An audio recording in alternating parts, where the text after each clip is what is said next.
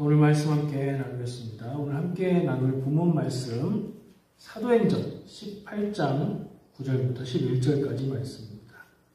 사도행전 18장 9절부터 11절까지 말씀 다 같이 봉독하겠습니다.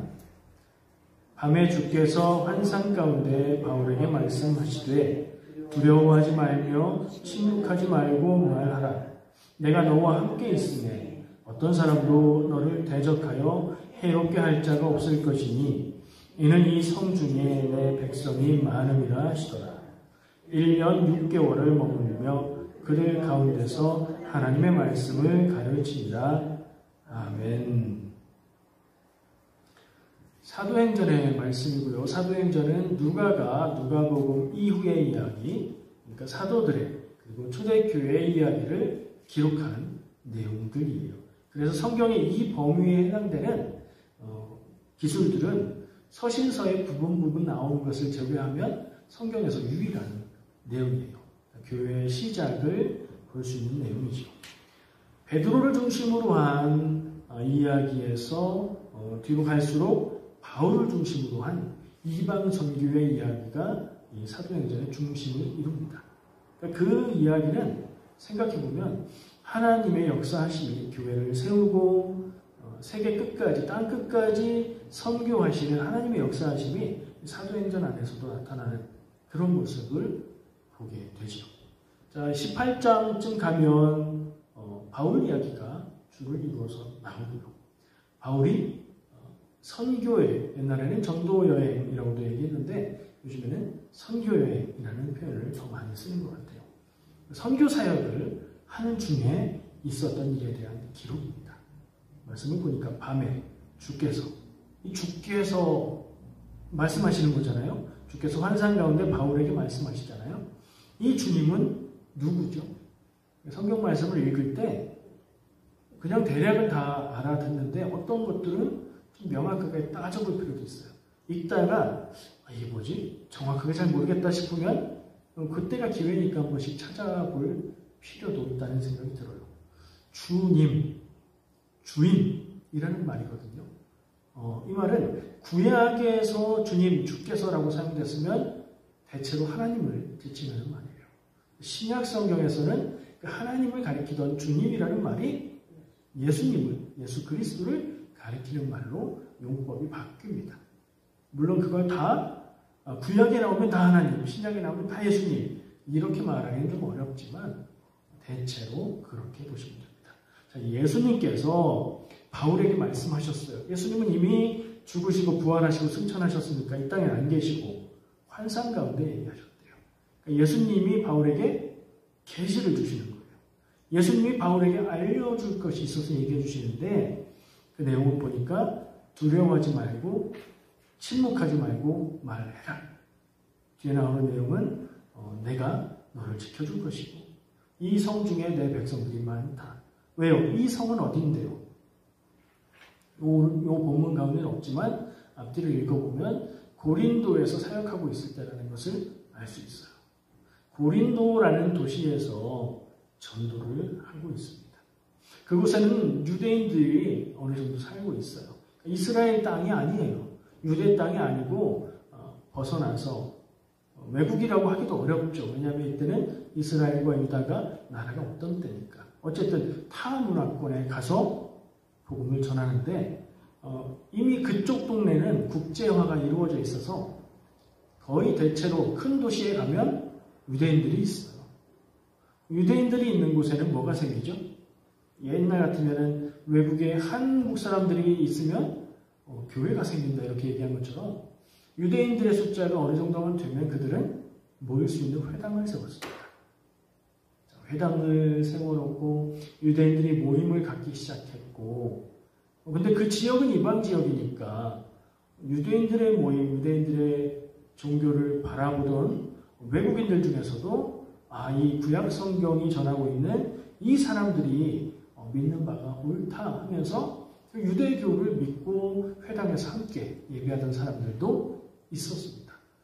말씀에 보면 회당에서 유대인과 헬라인들에게 복음을 전했다라고 기록을 하는 게 바로 그런 내용이에요. 그러니까 고린도라는 도시는 복음이 전해져서 교회가 세워지지는 않았지만 유대인들이 살고 있었고 유대인들의 회당 모임이 있었고 그 회당 모임의 영향을 통해서 유대교로 개종한 외국인들도 있었다. 바울은 늘 그렇듯이 회당에 가서 말씀을 전하기 시작합니다. 유대인들은 안식일이면 회당에 모여서 예배했고 지금 교회하고 비슷하게 생각할 수 있는데 다른 점은 회당을 관리하는 회당장은 있었는데 말씀을 전하는 전담 설교자는 법과 말씀에 능한 사람이 있으면 그런 사람들이 말씀을 전하기도 하고 돌아다니면서 말씀을 전하는 랍비들이 있으면 그런 사람들이 전하기도 하는데 바울이 그런 입장에서 회당에 가서 유대인으로 말씀을 전한 겁니다. 구약 성경을 가지고 말씀을 전했겠죠. 그리고 할 수 있는 대로 기회를 보아서 구약 성경의 말씀을 통해서 예수가 그리스도인 복음을 전하기도 했을 거예요. 자, 고린도에 대한 배경을 좀 얘기를 했고요. 고린도의 상황을 보면요. 별로 바울에게 우호적이지가 않았어요. 성경 말씀을 읽다 보면 어떤 때는 한 번 복음을 전했는데 3,000명, 5,000명씩 믿었다. 이런 기록도 있고 어떤 때는 어떤 지역에 가서 이미 믿으려고 준비되어 있는 사람들을 만나서 순탄하게 교회가 세워지기도 하고 그런데 어떤 곳은 복음 전하는 것을 들었지만 그 말씀을 듣고 믿지 않고 배척하는 그런 경우도 있거든요. 지금의 현대의 교회들이 선교팀을 만들어서 선교하러 갔을 때도 똑같은 일들이 일어나요. 걱정하고 기도하고 긴장하고 갔는데 모든 것이 준비되어 있고 필요한 곳인데 사고가 나서 복음 전하는 게 어려워진다거나 이상하게 배척하는 사람들이 있다거나 그런 경우를 다 만나거든요. 고린도는 어떤 상황이었을까요? 주중에 매일 말씀 묵상으로 나눴던 말씀이에요. 제가 거기에서 고린도 지역을 얘기할 때 뭐라고 했는지 기억나세요? 유대인들이 조직적으로 복음 전파를 방해하던 곳이었어요. 묘하죠. 유대인이라고 하면 대체로 바리새적인 율법주의적인 성향을 많이 갖고 있는 그런 성향이 강하다고 우리는 쉽게 이해할 수 있고요. 그러다 보니까 이 유대인의 세력들이 못 박아 죽인 예수를 메시아, 그리스도라고 전하는 교회의 복음을 받아들이기가 쉽지 않았던 거예요. 고린도는 바울이 복음을 전할 때에 그를 배척하고 비방하고 나중에 보면 이 바울을 총독이 바뀌었을 때 총독 앞에 붙잡아 가서 재판을 받게 고소합니다. 이 바울이 우리 지역에서 허락되지 않은 그런 것을 가르치고 지키라고 한다. 유대교는 그 지역에서 허용이 되어 있던 합법적인 종교였는데 선을 긋는 거죠. 이 바울이라는 사람이 하고 있는 것은 우리 유대교의 가르침에 위배된다. 붙잡아서 총독한테 총독은 유대인도 아니고 기독교인도 아니잖아요. 총독한테 고발을 한 거예요. 다행히 그 총독이 이게 형사법 뭐 이런 거에 관한 거라면 로마법에 관계되는 거라면 내가 재판을 하겠지만 이것은 내가 재판할 사항이 아니다 라고 기각해버립니다. 그래서 그 지역에서의 복음 전파가 문제가 없었던 거예요. 갈등은 있었지만 반대하는 세력들은 있었지만 불법이 아니기 때문에 법적인 문제가 없이 복음을 전할 수 있었고 바울은 그 고린도에서 얼마를 더 머물렀다고요? 1년 6개월을 머물면서 복음을 전했다. 자, 그런 얘기가 나와요. 근데 다시 오늘 본문 말씀에서 예수님께서 바울에게 계시로 말씀하신 내용을 기억해 보면 제일 먼저 말하는 내용이 뭐죠? 9절에 말씀하시되까지는 이건 뭐 설명이니까 말씀하시는 내용은 두려워하지 말며 침묵하지 말고 말하라. 침묵하지 말고 말하라. 복음을 전하라는 얘기예요. 반대하는 사람들이 있고 비방하는 사람들이 있고 폭력적으로 나오는 사람이 있을지라도 침묵하지 말고 말을 해라. 복음을 전해라. 라고 말씀하시는 거고요. 그 앞에 두려워하지 말라고 말씀을 하세요. 이유는 내가 지켜줄 거다. 너를 해롭게 할 자가 없고 성중의 백성이 많다. 그러면 한번 생각해 볼까요? 바울은 이 고린도에서 복음을 전할 때에 그의 마음에 두렵고 불안한 마음이 있었을까요? 없었을까요? 단서가 여기 성경 말씀에 단적으로 나옵니다. 하나도 안 두려운데 예수님이 바울에게 두려워하지 말라. 이렇게 말씀하셨을 리가 없어요. 바울은 두려워하고 있었습니다. 대적하는 사람들 때문에. 목숨의 위협을 받는 일들도 전도하면서 많이 있었거든요. 특히 유대인들의 반대와 박해가 심했어요. 그런 일들이 생각이 났을 겁니다. 그리고 실제로 총독에게 고발하기도 했잖아요. 그런 정도라면 바울을 직접적으로 간접적으로 위협하는 일들이 있었겠지요. 두려운 마음이 들었을 겁니다. 바울이 두려웠다고요? 여러분, 우리가 오해하기 쉬운 것이, 착각하기 쉬운 것이 사도 바울은 성령 충만해서 예수님의 계시를 받고 하나님의 말씀을 전하고 기도하면 병자가 낫고 이런 기적을 행하면서 뭐가 두려웠을까? 그 사람이 두려움 없이 나가지 않았을까? 왜? 바울은 특별한 사람이니까. 바울은 위대한 사람이니까 이런 생각을 할 수 있어요. 근데 말씀을 가만히 보면 그렇지가 않은 것 같아요. 바울은 우리와 똑같은 사람이에요.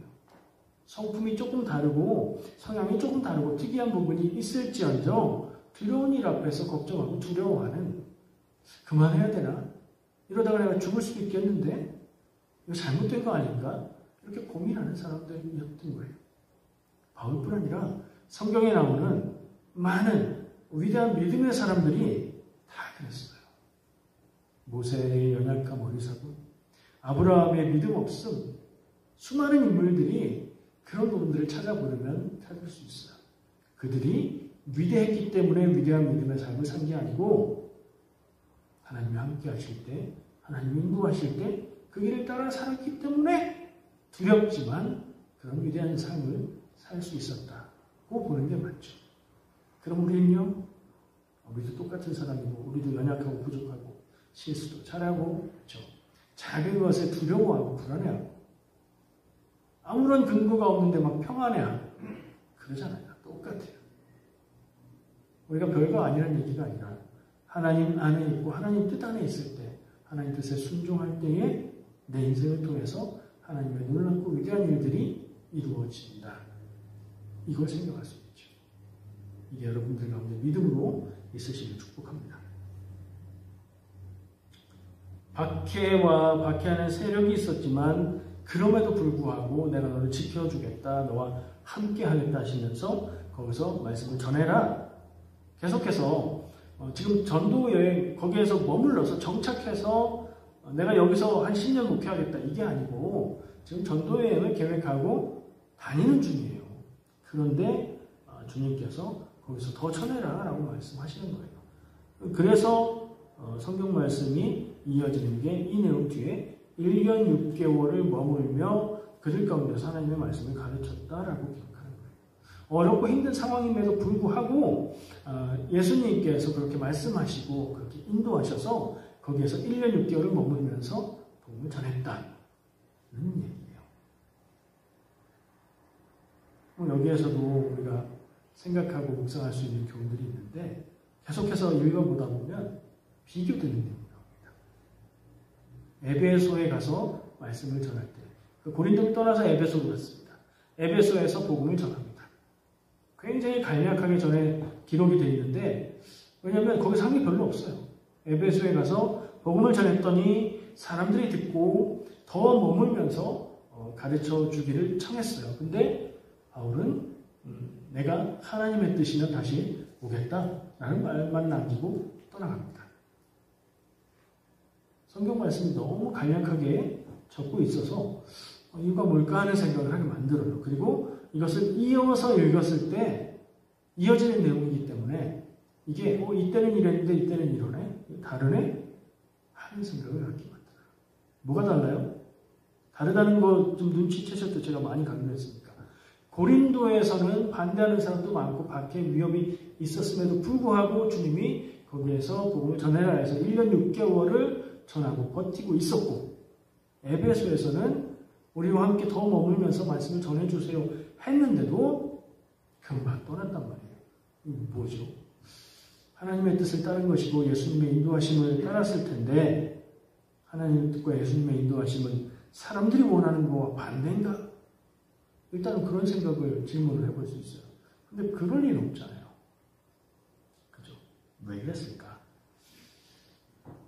분명히 이 말씀을 기록한 누가는 이 두 가지 다른 얘기를 이어서 쓸 수도 있었는데 이 대조되는 이야기를 이어서 기록했을 때는 저는 의도가 있다고 봐요.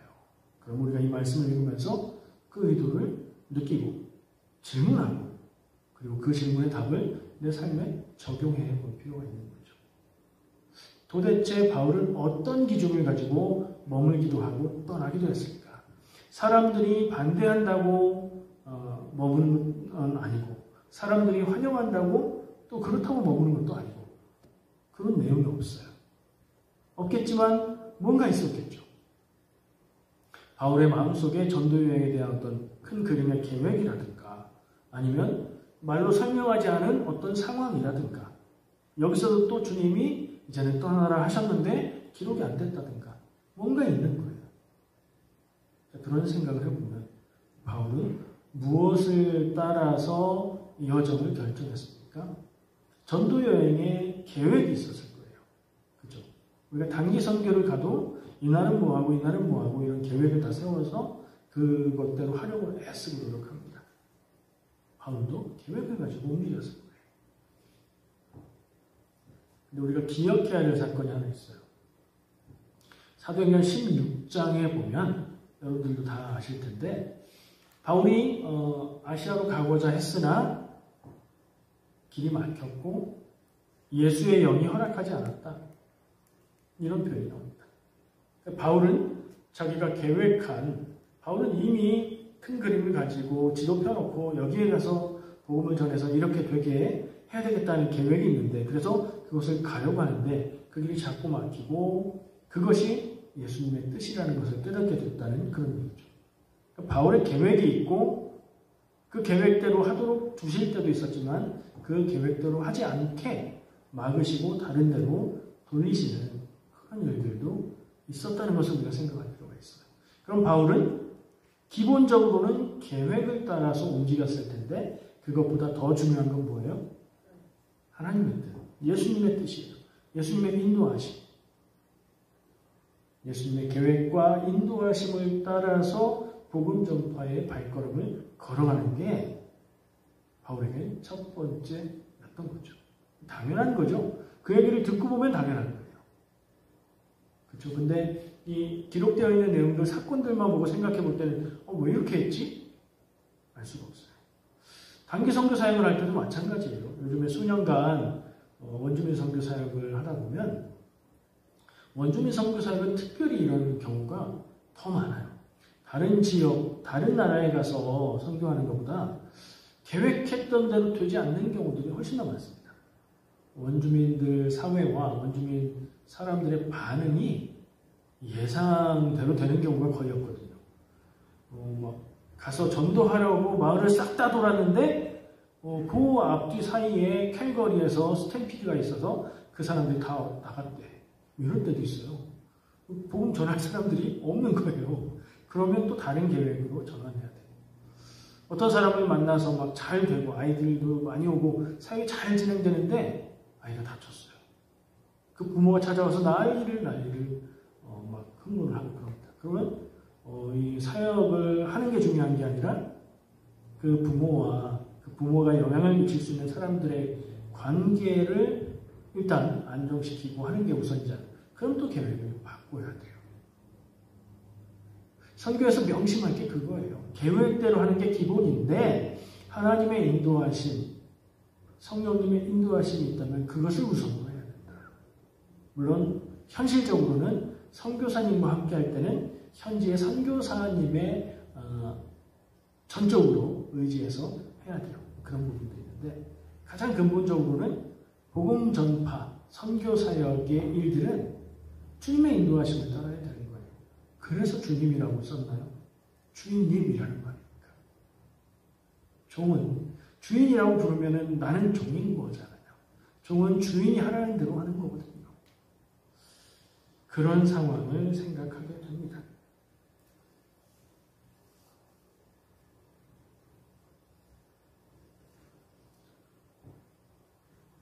바울은 환영하는 곳에 머물거나 또는 할 일이 많은 곳에서 머무는 것이 아니었어요.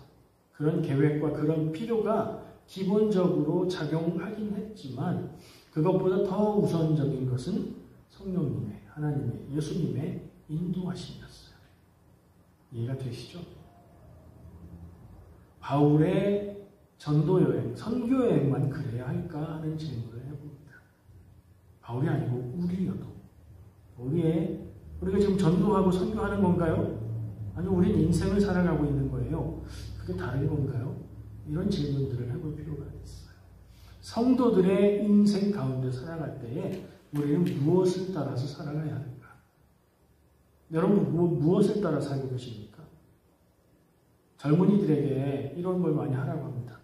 5년 단위로 인생의 계획을 세워라. 10년, 20년, 30년을 바라보면서 계획을 세우고 그것을 이루면서 살아가라. 사람은 누구나 계획이 있고요. 그러나 그 계획대로 되지 않는다는 것을 다 경험하게 되죠. 목적이 있고 목표가 있는 사람도 있지만 그런 생각보다는 그냥 주어진 상황에 따라서 사는 거지 이런 인생도 있어요. 여러분 어느 편이십니까? 주도적으로 뭔가를 막 이루어가고 목적을 가지고 목적을 만들고 찾아가는 편이신가요? 아니면 주어지는 상황 가운데 할 수 있는 것들을 하는 편이신가요? 저는 성도의 인생이 이 바울이 지금 가고 있는 여정, 선교여행의 여정과 다를 게 없다고 생각합니다. 바울은 정착해서 사는 삶이 아니었어요. 정착해서 자기 터전을 가지고 살면서 내가 영향을 미치고 만나는 사람들에게 복음을 전하는 그런 삶이 아니었어요. 선교여행을 다니면서 임시 거처들을 다니면서 그렇게 복음 전하는 삶을 살았어요. 우리는 집에서 살죠. 내 집이 되었든 렌트가 되었든 어쨌든 안정된 집을 마련하는 게 우선이고 그 집을 유지할 수 있는 직장을 만들고 그렇게 하면서 뿌리를 내리고 살아가죠. 근데 이 땅에 영원한 게 있습니까? 이 땅에 우리를 아무 걱정하지 않도록 평안하게 만들어줄 수 있는 근거가 있습니까? 흔히들 교회에서 많이 하는 말로 이 세상은 내 본향이 아니다. 이 세상은 내 집이 아니다. 그런 표현을 쓰는데 그 표현들을 생각해 보셨습니까? 그럼 내 본향은 어디고 내 집은 어디입니까? 내가 본래 있어야 되는 나의 근거가 되는 그곳은 어디입니까? 하나님 품이고 영원한 그곳이죠. 우리가 기다리는 그곳. 그러면 지금 살아가는 삶은 무엇입니까? 목적이 있어서 임시로 보냄받고 살아가는 삶이에요. 그렇게 생각해보면 우리 인생이라는 게 정해진 기간 안에서 목적을 가지고 살아가는 선교여행과 크게 다르지 않다는 생각도 해볼 수 있습니다. 그러면 성도의 인생에서 무엇을 따라 우리 인생을 살아갈까? 거기서 가장 중요한 것, 바울이 보여주고 있는 모습들 생각해 볼 필요가 있죠. 나는 내 인생을 무엇을 따라서 살아가나? 내 인생의 목적은 무엇이고 내 인생의 의미와 가치는 어디 있나? 그냥 태어났으니까 사는 거죠. 뭐. 그냥 살다 보니까 살고 있네요. 뭐. 이런 분들도 있을 수 있어요. 인생이 뭐 별거 있나요? 살아보니까 그냥 사는 게 인생이던데요? 그런 생각을 할 수도 있어요. 근데 그거와 별도로 그게 틀렸다는 게 아니라 다시 한번 우리의 삶을 근본적으로 돌아볼 때 하나님의 목적이 있어서 나를 이 땅의 생명으로 태어나게 하시고 가정을 이루게 하시고 이민 생활을 하게 하시고 캘거리 제2감리교회에서 성도로 만나게 하셨다. 이런 고백 할 수 있을 거라고 생각합니다. 이민은 어떻게 오셨습니까? 내가 선택해서 왔죠. 거기에 가면 이전과는 다른 새로운 인생이 있을 거라고 생각해서 선택했습니다. 라고 하는 사람들이 있어요. 이민 초기에는 그래요. 내가 선택했고 나는 후회 없고 나는 선택한 인생을 위해서 열심히 살겠습니다. 이민의 경험을 한번 기억을 되돌려 보세요. 요즘 사람들이 보통 얘기하는 게 이민 3년 차가 고비다. 그런 얘기 많이 하거든요. 김단 집사님 가정이 3년 차쯤 되신 것 같아요. 많은 생각이 있으실 겁니다. 이민 3년 차가 왜 고비일까요? 여러분 어떠셨어요? 이민 와서 첫 해 어떠셨습니까? 뭐 정신이 없었죠. 둘째 해는요. 역시 그랬죠. 한 3년 정도 지나면 그제서야 정신을 좀 차립니다. 그러니까 첫 해부터 한 3년 차까지는 해야 될 거 하고 준비해야 되는 거 하고 이것저것 마련하느라고 뭐 돌아보고 생각하고 그럴 정신이 없어요. 3년쯤 되면 대체로 뭐 급하게 필요한 것들은 다 했고 한숨 돌리는 게 3년 차쯤 되는 것 같아요. 그럼 생각하는 거죠. 난 여기서 뭐 하고 있는 건가?